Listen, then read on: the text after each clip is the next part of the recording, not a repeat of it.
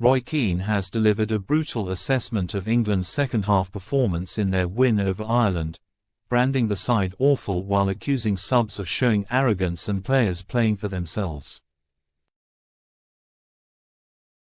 The Three Lions sauntered to a 2-0 win in front of a raucous Dublin crowd this afternoon to give Lee Carsley a taste of victory in his first match in charge.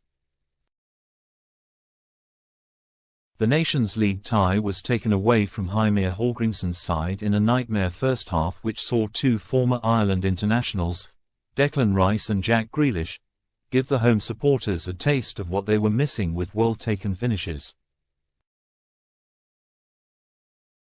The promising performance, particularly in the first 45 minutes, pushed pre-match controversies surrounding national anthems and pitch invaders to the margins and meant Carsley became the fourth boss in a row to win his opening fixture at the helm. But Keane, who made 67 appearances for Ireland, was typically outspoken in his review of England's display, letting loose on the Three Lions after the game on ITV.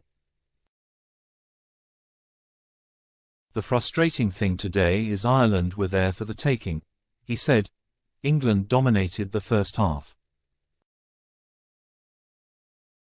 We praised them, their decision-making, their quality, their movement, but that was the opposite for the second half. I thought they were awful in the second half, players playing for themselves, taking too many touches, trying to play Roy of the Rovers passes.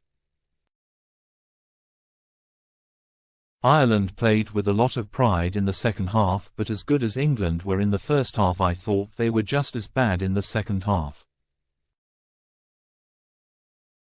Players playing for themselves, even the substitute players strolling on, strolling off, showing a bit of arrogance. There's a team there for the taking, especially for attacking players.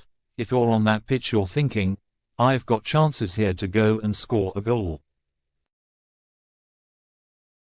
A quieter second period saw England take their foot off the accelerator, almost allowing their long-time rivals back into the game, while a string of substitutions stunted the free-flowing nature of the first 45 minutes.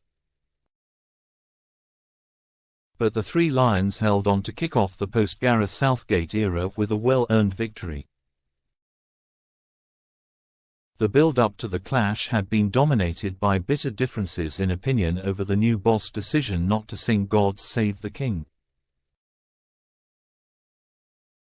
Carsley, who was born in Birmingham but represented the Republic of Ireland at senior international level, revealed he would not take part in a rendition of the national anthem as he would be too focused on the match ahead.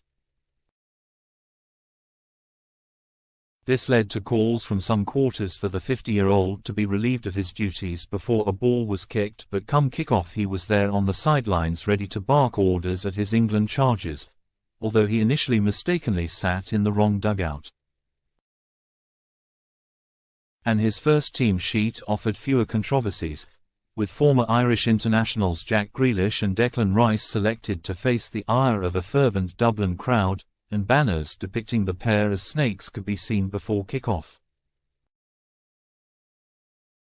To top off the pre-match hysteria, a pitch invader managed to gatecrash England's pre-match lineup photo, sporting a full replica kit, in what was a worrying security breach. It was to the backdrop of these various off-the-field distractions that England kicked off their first fixture against the Republic of Ireland since they swept their old rivals aside in a 3-0 win in 2020 at Wembley.